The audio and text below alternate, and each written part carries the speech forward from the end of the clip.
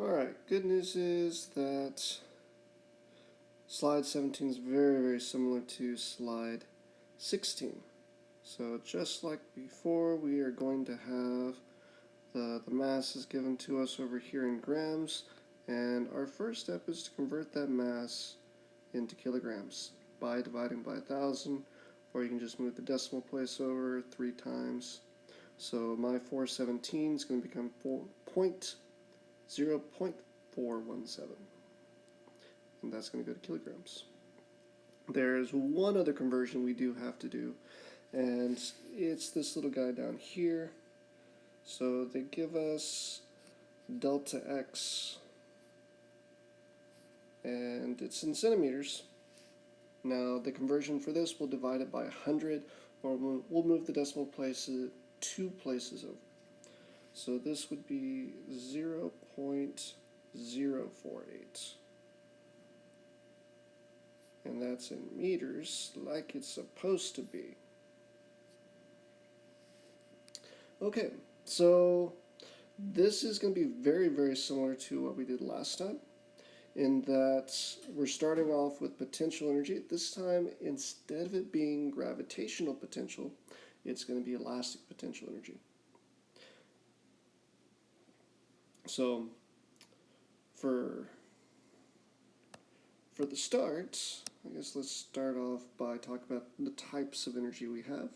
So at the beginning, we have spring potential energy, and that's the original spring potential energy.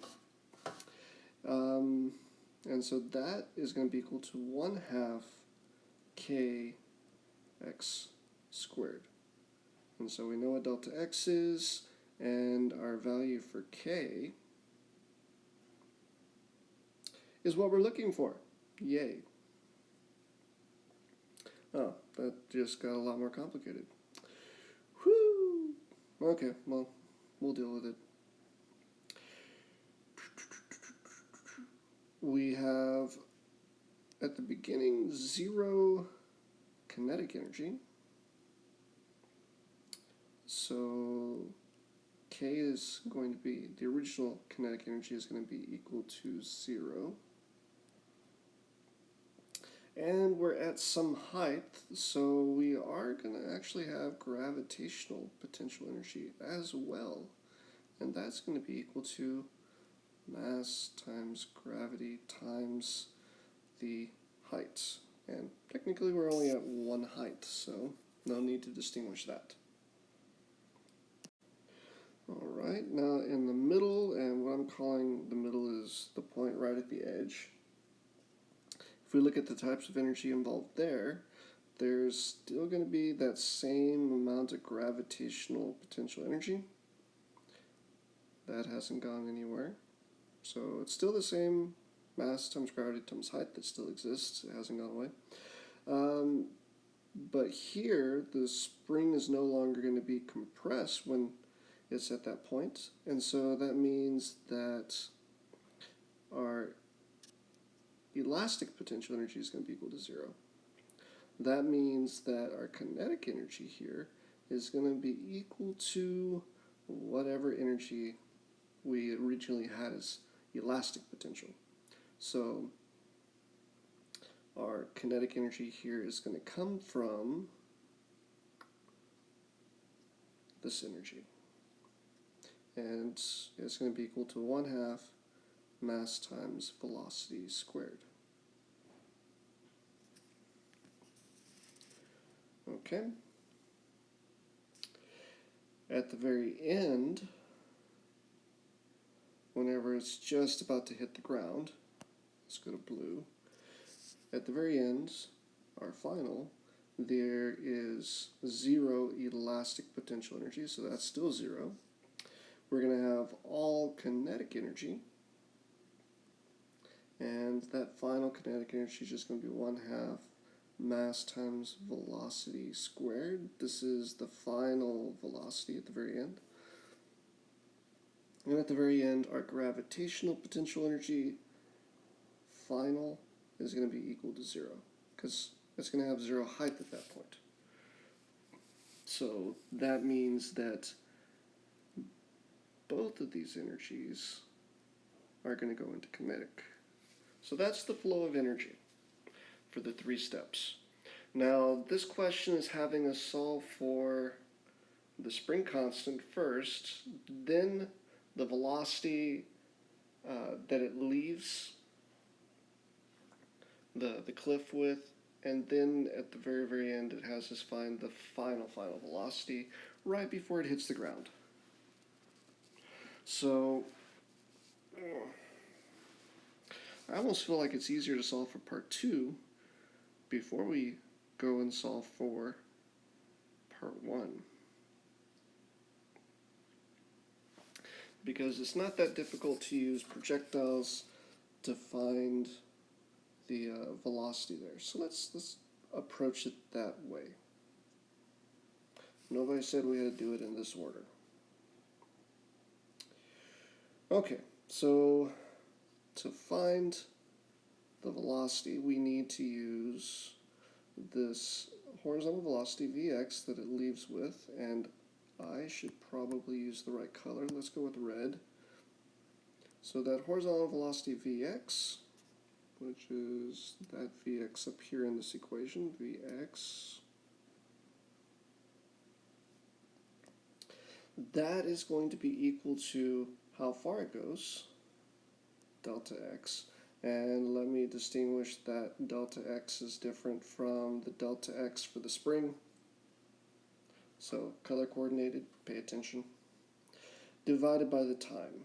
And the time we're talking about here is the time it takes for it to fall. So we already did a calculation last time. We know the equation using the kinematics equation to solve for the time for projectile to fall. It's 2 times the height divided by gravity, and then we take the square root of that. So let's speed things up a little bit here. That's 2 times my height is 2.1. That's coming from over here, the height of the cliff. And that's divided by gravity, which is 9.8. So let's plug that into. And my time is going to be equal to 0.6547. That's my time in seconds. Okay, so I'm going to go throw that into the equation up here, and that is going to go on bottom of this equation, 6547. My delta x was how far it went from the cliff. That is 4.86. And so if we divide those two,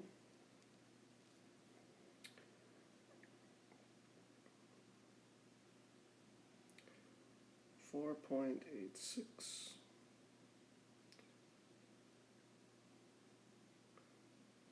divided by 0.6547. So I get a horizontal velocity of 7.423 meters per second. Now that is my answer for part 2, which will take us back into part 1. So now that I know the velocity, I can find the kinetic energy. So my kinetic energy here is going to be equal to 1/2 mass times velocity squared. And now we know all of those we know all those variables. And that's going to be equal to where that energy originally came from, the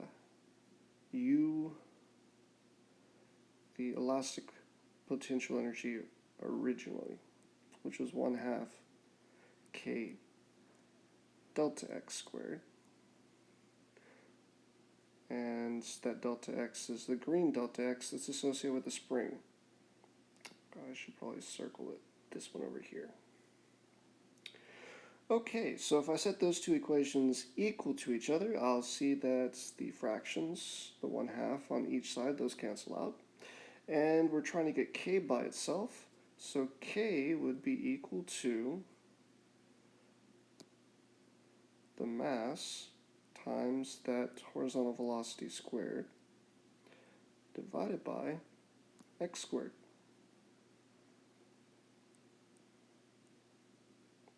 And that delta x I'm talking about is the delta x for the spring, not the horizontal distance.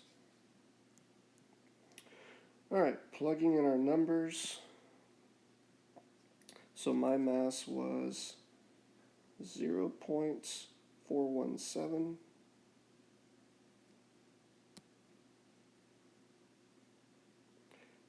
times my velocity was 7.423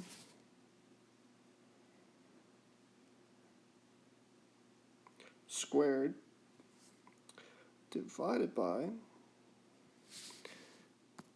our displacement, which was 0.048 squared. Now I gotta plug that into the calculator. Now, the k here in this equation is a lowercase k, not a capital K. So that's our spring constant. That should be newtons over meters. And so my spring constant is going to come out to 9,973 newtons per meter. That's my answer for part 1. So you should be getting a big number for that. Now, concerning part 3 on this is the same thing, or at least very, very similar to part 3 from the previous question. And as such, I'm not going to take you through it again. So, we know that we start off with only elastic potential energy, and you can figure out how to solve for that. We know at the very end it has only kinetic energy, and you know the equation to solve for that.